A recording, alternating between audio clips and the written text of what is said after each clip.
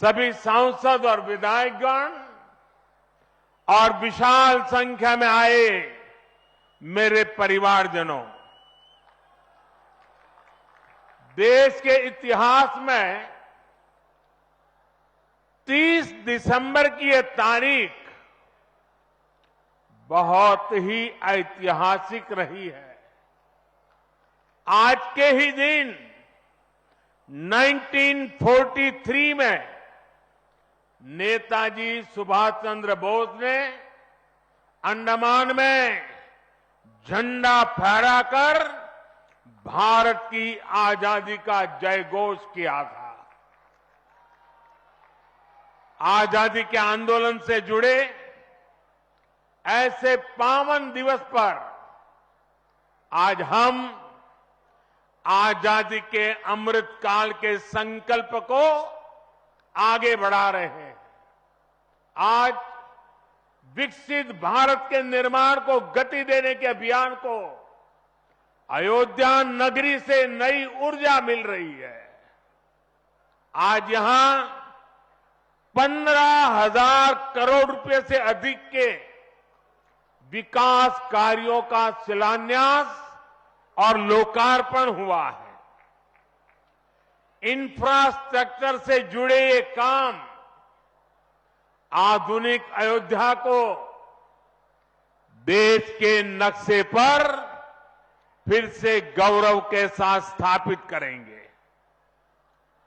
Corona जैसी वैश्विक महामारी के बीच ये कार्य अयोध्या वासियों के अथक परिश्रम का परिणाम है।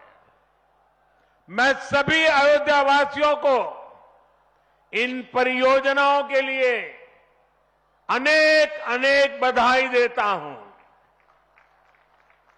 मेरे परिवारजनों, दुनिया में कोई भी देश हो, अगर उसे विकास की नई ऊंचाई पर पहुंचना है तो उसे अपनी विरासत को संभालना ही होगा।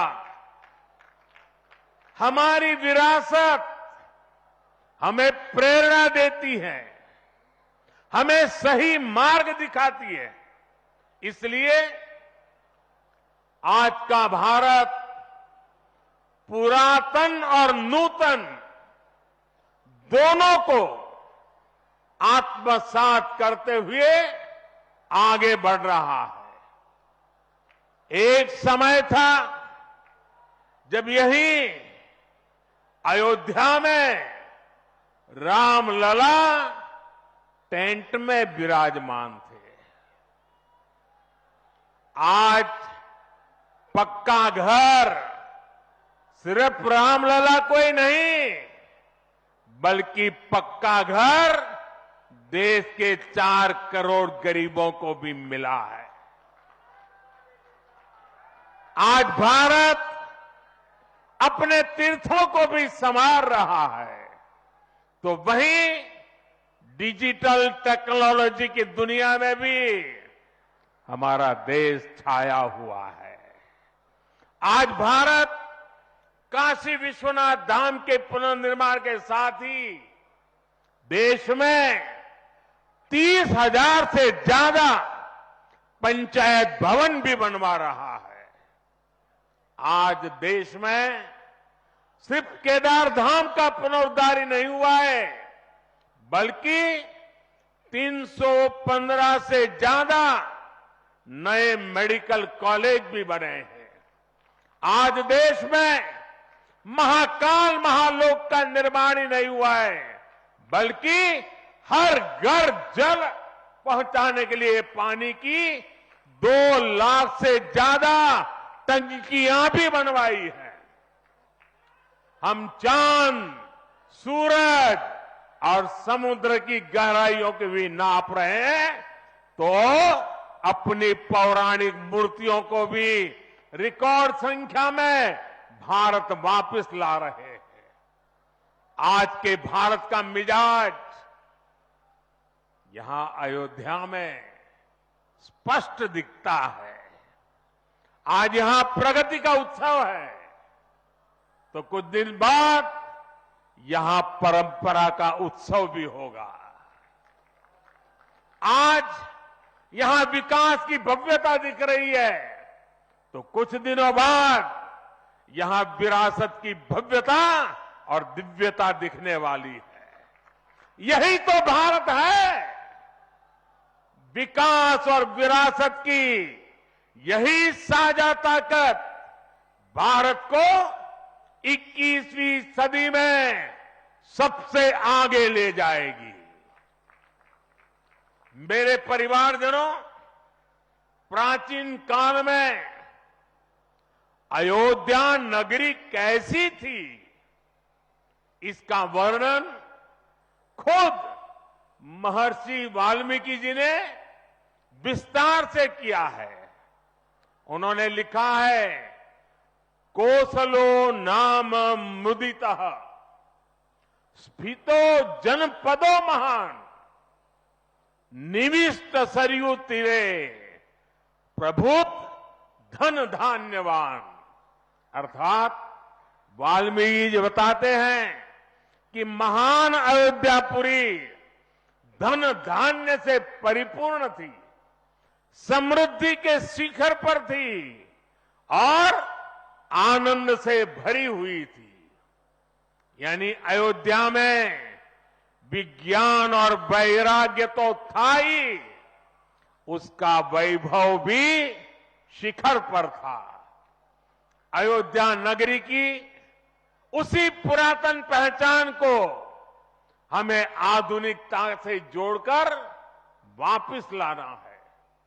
साथियों, आने वाले समय में अयोध्या नगरी अवध क्षेत्र ही नहीं, बल्कि पूरे यूपी के विकास को ये हमारी अयोध्या दिशा देने वाली है।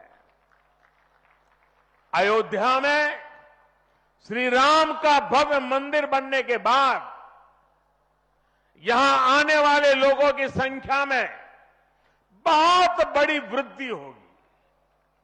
इसे ध्यान में रखते हुए हमारी सरकार अयोध्या में हजारों करोड़ रुपयों के विकास कार्य करा रही है, अयोध्या को स्मार्ट बना रही है।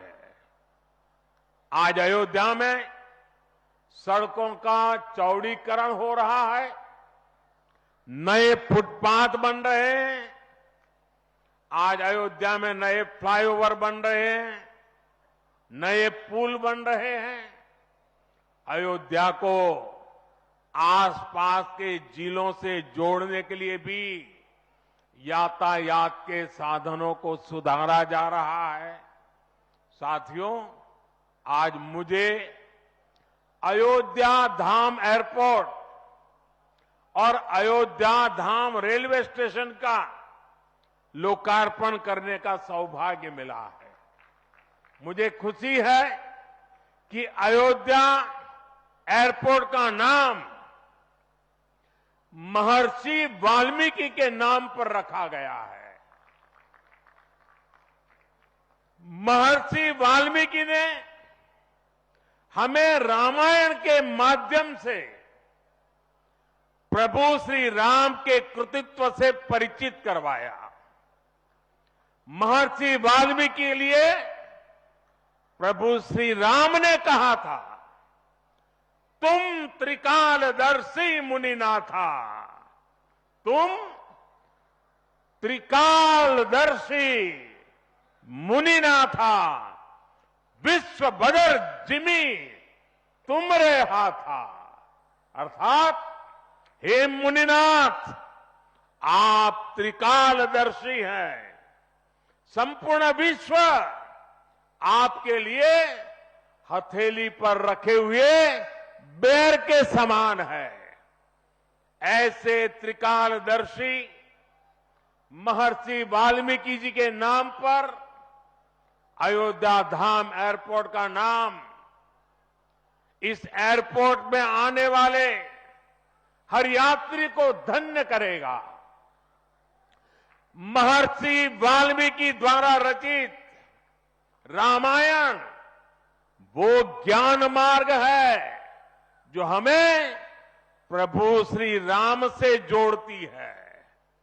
आधुनिक भारत में महर्षि वाल्मीकि इंटरनेशनल एयरपोर्ट अयोध्या धाम हमें दिव्य भव्य नव्य राम मंदिर से जोड़ेगा। जो ये नया एयरपोर्ट बना है उसकी क्षमता हर साल 10 लाख यात्रियों को सेवा करने की क्षमता है।